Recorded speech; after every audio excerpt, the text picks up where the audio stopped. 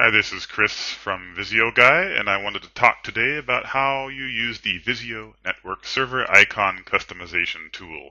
Now, it has a big, long name, but all it does is allow you to quickly and easily add custom icons to Visio Network server shapes without having to learn a bunch of shapesheet techniques and how to manipulate Visio shapes and master shapes. So when you first open the document, you'll see there's a security warning. It says there's some active content that's disabled. What that really means is there's VBA code behind this document or inside of this document that will run in conjunction with this button here to help you create your custom icons. So it's about 2 pages of code, maybe 3. There's nothing serious going on in there as far as your system.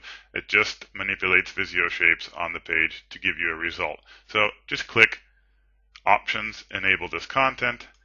Visio will reopen the document, and you're ready to go.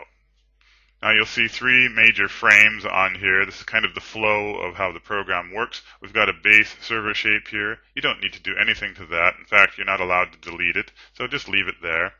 And you've got a custom icon frame with a small white square in the middle that suggests how big your icon should be. It should be smaller than this white square to look good in the Visio server shape. So what I'm going to do is zoom in here and select these colorful squares, and I'll zoom out a little bit, and if I hold down the control key while dragging, I'll get a nice duplication of those squares, and you can see they're pretty small relative to the magenta square I've got there for reference.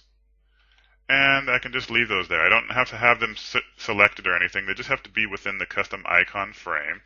I can choose whether I want the resulting network shape to be a nice round set of US units in inches or a nice set of millimeter units by clicking these radio buttons. I still work in 8.5 by 11 letter size paper, so I'll stick with US units, although I think we're the last people on Earth that do that, so pretty soon we probably won't have this anymore and we'll join the rest of the world. So one can only hope. Now we just push the go button here. You can see it goes up and down when I mouse over, so I'll just click it. And it asks me for a name for my server shape. So I'll call it the Colored Squares Server, which I'm sure everybody has in their network cabinet. So Colored Squares Server looks good. Hit OK. Visio creates a new shape here. You can see that the icon has been integrated into the shape. Everything works fine when I resize it. And you also notice over here in the document stencil, I have a new master called Colored Squares Server, just as we thought. You can make more shapes. Let's just go and delete these. We'll be clever and pull up a copy of Visio Guy here.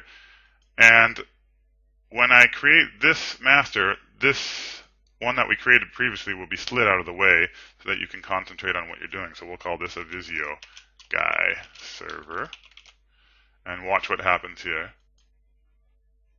Visio slides the old master out of the way and the new one into place. So we can do this over and over again. We don't have to enter names for the masters, but it's nice if we do because the default names are just master.7, master.8.